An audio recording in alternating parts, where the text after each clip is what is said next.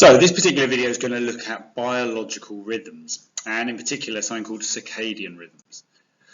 So if we look at your specification, it only says the word circadian rhythms. So what I'm going to give you is an awful lot of information about them. There's going to be no specific words they can test you on within here. They will ask general questions about circadian rhythms. So we're going to have a look at the AO1 for this topic first.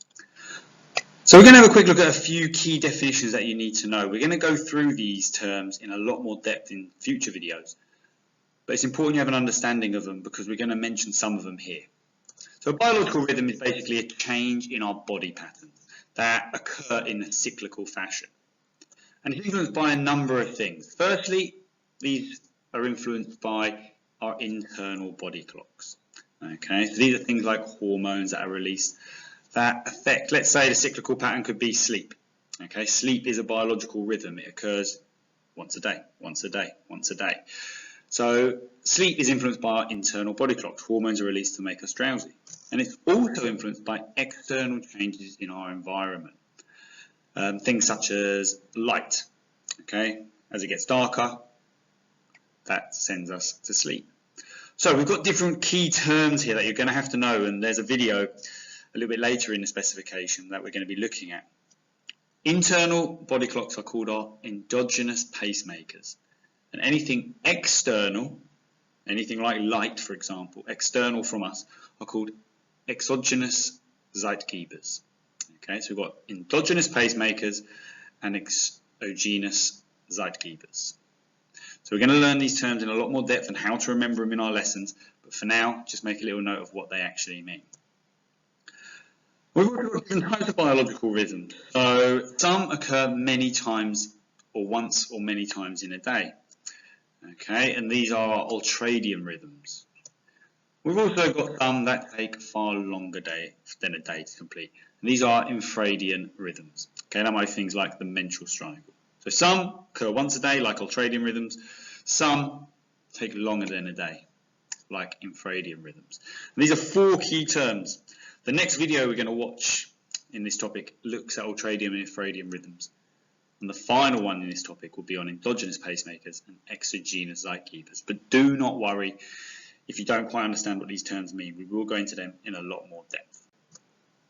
So here's an example of a circadian rhythm. If you look, circadian, circle, okay, the circadian rhythm of sleep. So it happens once every roughly 24 hours. So at midnight here, we're asleep, our deepest sleep. At 2 AM, we start to stop producing hormones about 7:30, when we might normally start to wake up. Bowel movements are most likely apparently at 8:30. Noon arrives, 12, midday. Best coordination at 2:30, and then our blood pressure changes. Melatonin starts to be released at 9 o'clock, and that's when we start to feel tired again. You don't need to copy this down, okay? It'll never be tested on these times. But it's just important to give you the idea of what a circadian rhythm is. So, it is a type of biological rhythm, okay? And it's driven by our internal body clocks. And light often triggers that body clock and sets it off. So we've got an interaction here from our endogenous pacemakers and our exogenous zeitgebers, okay?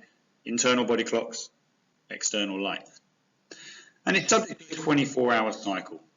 So for example, I'm up at 5:30 every morning. 24 hours later, I'm back up at 5:30.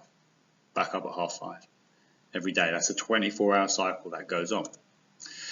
And it occurs once every single day. So the circadian rhythm is occurring once a day.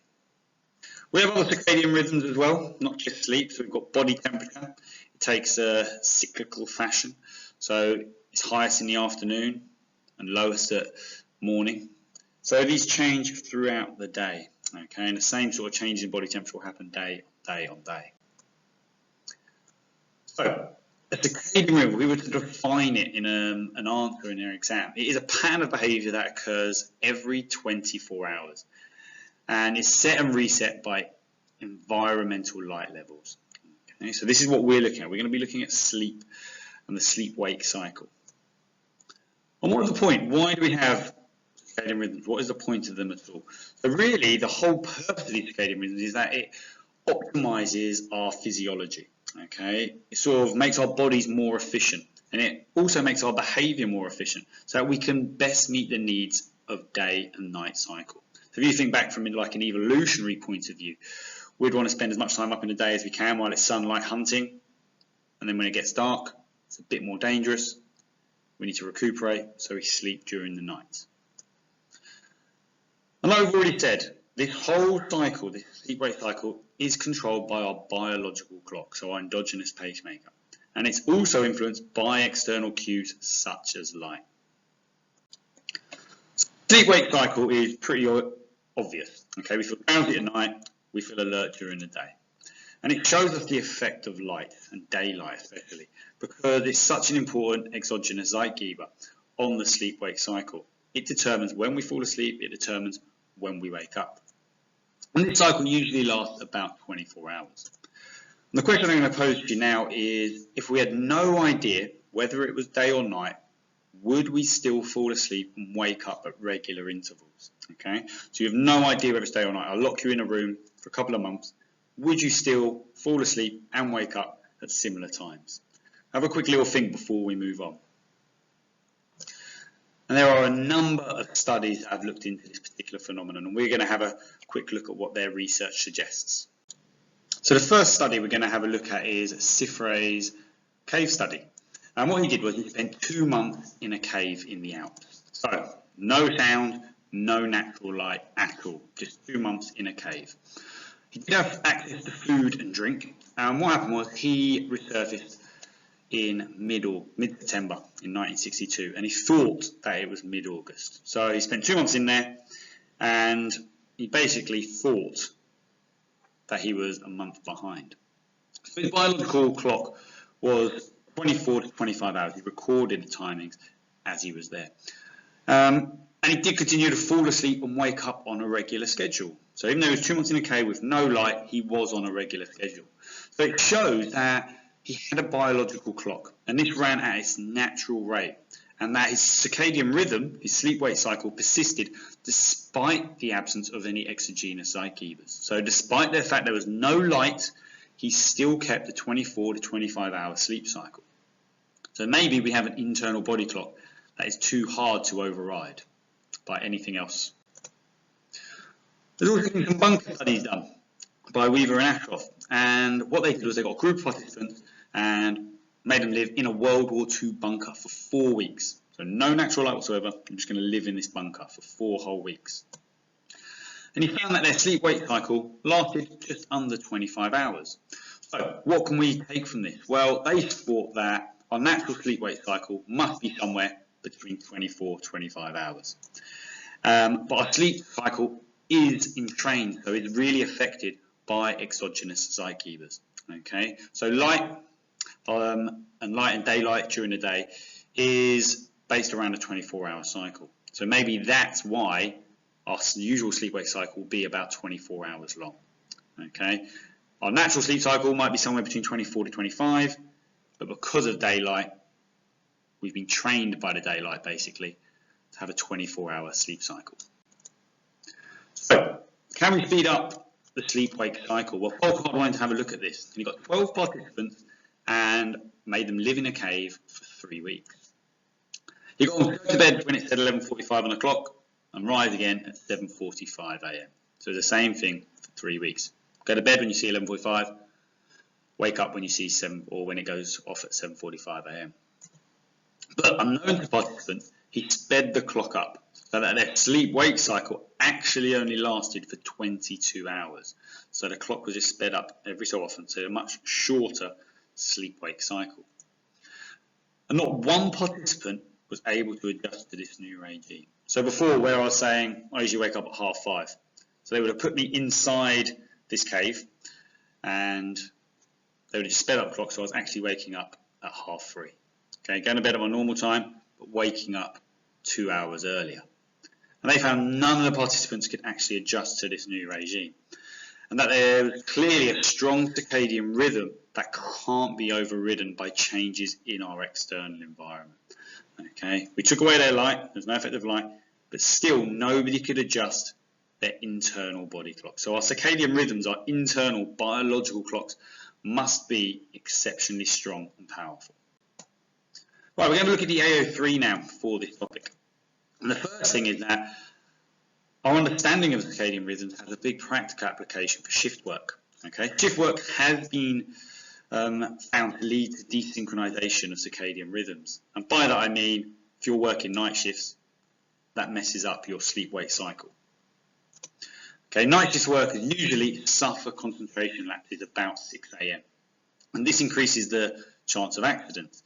And they are also 3 times more likely, those people that do shift works at night, 3 times more likely to suffer from things such as heart disease as a result of adjusting their sleep-wake cycles.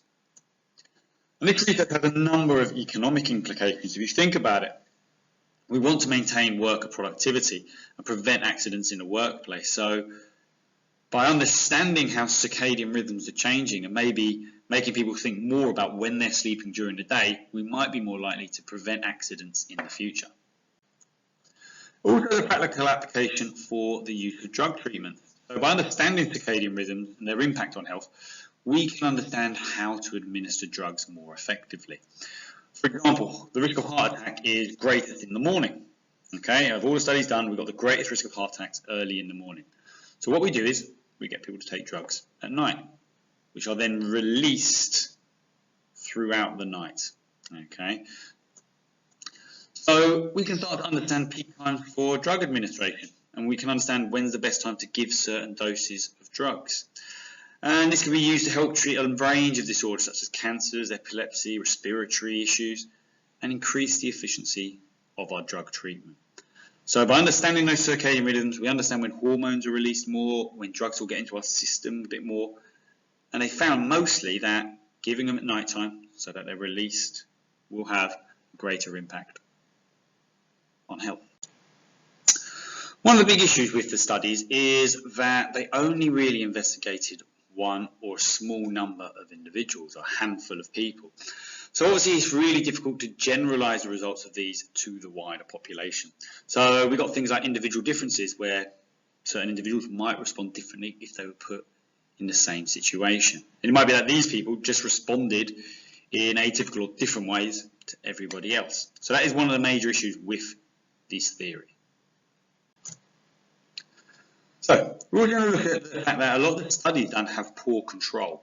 So the case studies, the participants were exposed to artificial lights. Okay, they did have torches, they did have phones that were not controlled for in this study.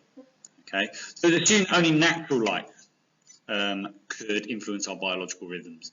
However, since these studies were conducted, other people have found that artificial lighting, such as a torch, can affect our circadian rhythms. So although there was no natural light, there was artificial light in these studies. And it means that the results of the original study, such as Siffre's cave study, lack validity because the sleep-wake cycle may actually vary a lot more if there was artificial light removed.